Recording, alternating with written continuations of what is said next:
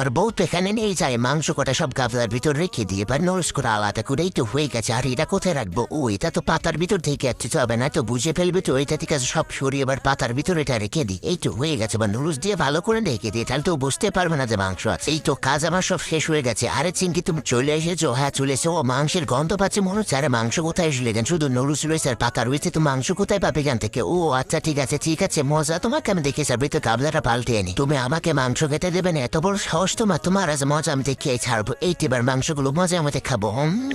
আরে মাংসগুলো খেতে কি দারুণ লাগছে। অনেকদিন পর রাজুকে বোকা বানিয়ে তো মাংস খাচ্ছে আমি। বা তো পাতার ভিতরে মাংস করা আমি ঝেড়ে দিব। এই তো এই মাংস তো আগে খেয়ে নিয়ম। নাই তো পাতার ভিতরে মাংস করা ঝাড়বো এখন। ওর কত বড় ছলের মাংস, ছিনার মাংস গো, সেই স্বাদ লাগছে। পোটা খেয়ে ইয়াম্মে লাগছে গো আমার। এই তো সব মাংস তো খামার হয়ে আজ তো বুঝতে পারেনি সব মাংস আমি ছেড়ে দিয়েছি। ও তো বুঝতে পারে আমার তো কিন্তু আস্ত রাখবে না। এটা সব হয়ে গেছে রাজু দেখো। আরে পাতার ভিতরে কত স্বাদের মাংস দেখেছো তুমি? আরে কি ব্যাপার, মাংসগুলো কোথায় গেল আমার? আরে ও আচ্ছা ঠিক আছে, পাতার ভিতরে আমি তো গাবলার ভিতরে রেখেছি। দেখো আমার সোনা, তোমাকে বোকা বানিয়ে কত মাংস আমি এখন খাই। এই তো মাংস বেরিয়ে চলে ওর ওপরে মাংস কেন কোথায় গেল? আরে আমার মাংস কোথায় গেল? সুন্দর নামটার জন্য লাইক সাবস্ক্রাইব করতেই পারো।